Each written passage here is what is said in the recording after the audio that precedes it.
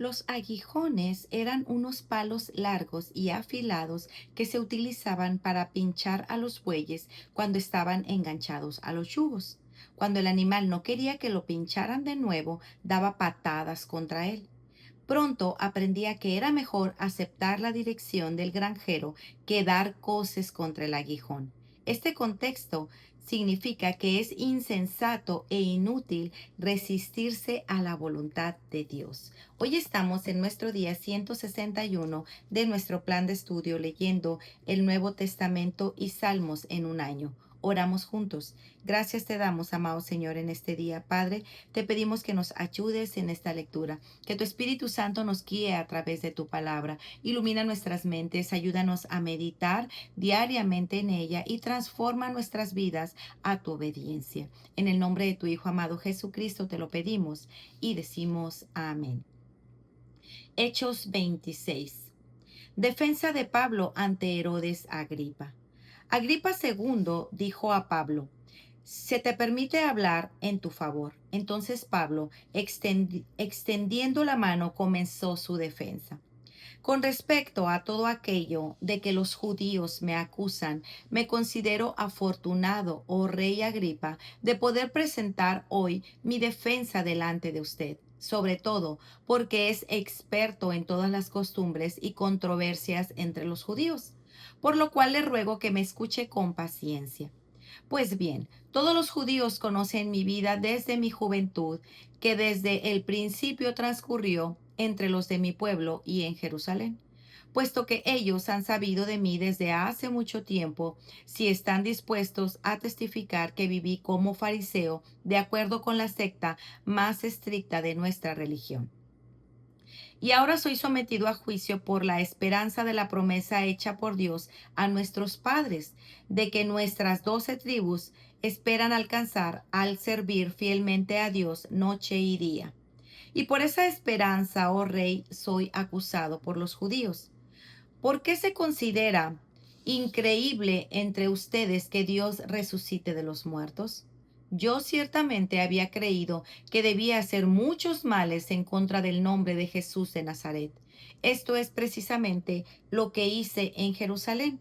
No solo encerré en cárceles a muchos de los santos con la autoridad recibida de los principales sacerdotes, sino que también cuando eran condenados a muerte, yo añadía mi voto, castigándolos con frecuencia en todas las sinagogas. Procuraba obligarlos a blasfemar y enfurecido contra ellos seguía persiguiéndolos aún hasta en las ciudades extranjeras.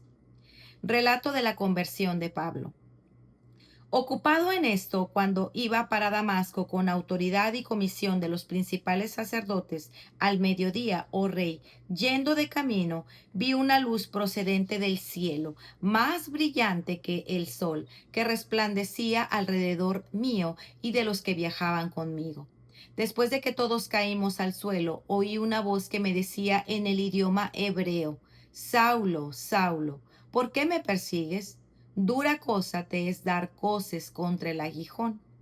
Yo entonces dije: ¿quién eres, Señor? Y el Señor dijo: yo soy Jesús, a quien tú persigues. Pero levántate y ponte en pie, porque te he aparecido con el fin de designarte como ministro y testigo, no solo de las cosas que has visto, sino también de aquellas en que me apareceré a ti. Te rescataré del pueblo judío y de los gentiles, a los cuales yo te envío, para que les abra sus ojos, a fin de que se conviertan de las tinieblas a la luz y del dominio de Satanás a Dios, para que reciban por la fe en mí el perdón de pecados y herencia entre los que han sido santificados.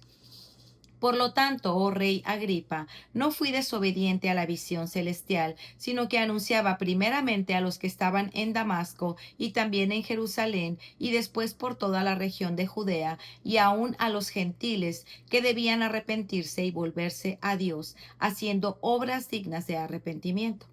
Por esta causa algunos judíos me prendieron en el templo y trataron de matarme. Así que habiendo recibido ayuda de Dios, continúo hasta este día testificando tanto a pequeños como a grandes, no declarando más que lo que los profetas y Moisés dijeron que sucedería. que el Cristo había de padecer y que por motivo de su resurrección de entre los muertos, él debía ser el primero en proclamar luz tanto al pueblo judío como a los gentiles. Pablo exhorta a Herodes Agripa II. Mientras Pablo decía esto en su defensa, Festo dijo a gran voz: Pablo, estás loco. Tu mucho saber te está haciendo perder la cabeza. Pero Pablo le respondió: No estoy loco, excelentísimo Festo, sino que hablo palabras de verdad y de cordura, porque el rey entiende estas cosas, y también le hablo con confianza porque estoy persuadido de que el que no ignora nada de esto, pues esto no se ha hecho en secreto. Rey Agripa, ¿cree usted en los profetas? Yo sé que cree. Entonces Agripa II dijo a Pablo: En poco tiempo me persuadirás a que me haga cristiano. Y Pablo contestó: Quisiera Dios que, ya fuera en poco tiempo o en mucho, no solo usted, sino también todos los que hoy me oyen llegaran a ser tal como yo soy, a excepción de estas cadenas. El rey, el gobernador, Berenice y los que estaban sentados con ellos se levantaron y mientras se retiraban hablaban entre sí diciendo: Este hombre no ha hecho nada que merezca muerte o prisión. Agripa II le dijo a Festo: Este hombre podría haber sido puesto en libertad si no hubiera apelado a César. Para reflexionar.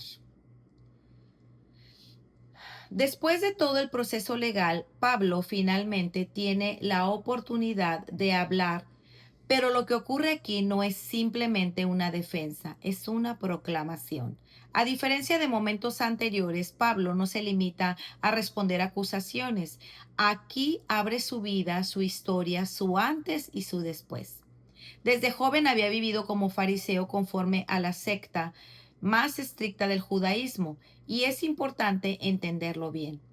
El término fariseo significaba separado. En su origen no era un título negativo como muchas veces lo percibimos hoy después de la confrontación de Jesús con ellos. Al contrario, ser fariseo implicaba ser alguien apartado, celoso por la ley, comprometido con la pureza religiosa. En su contexto, el fariseísmo representaba lo mejor del sistema religioso: ortodoxia, disciplina y un profundo celo por Dios. Por eso cuando Pablo se describe como fariseo de fariseos, está usando una forma de superlativo. No era simplemente parte del grupo, era alguien que destacaba dentro de él. Su vida religiosa era intachable, su formación era sólida, su celo era evidente. Por eso este mismo celo lo llevó a oponerse a Cristo. En los versículos 9 al 11, Pablo reconoce que estaba convencido de que debía hacer todo lo posible para oponerse al nombre de Jesús. Persiguió a los creyentes, los encarceló e incluso aprobó su muerte.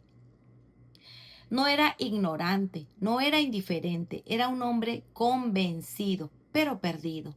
Y ese mismo Pablo, años después, quien interpreta así su propio pasado, en su carta a los Filipenses escribe: Pero todo lo que para mí era ganancia lo he estimado como pérdida por amor a Cristo. Y aún más, yo estimo como pérdida todas las cosas en vista del incomparable valor de conocer a Cristo Jesús, mi Señor. Pero por Él lo he perdido todo y lo considero como basura a fin de ganar a Cristo. Filipenses 3, 7 al 8.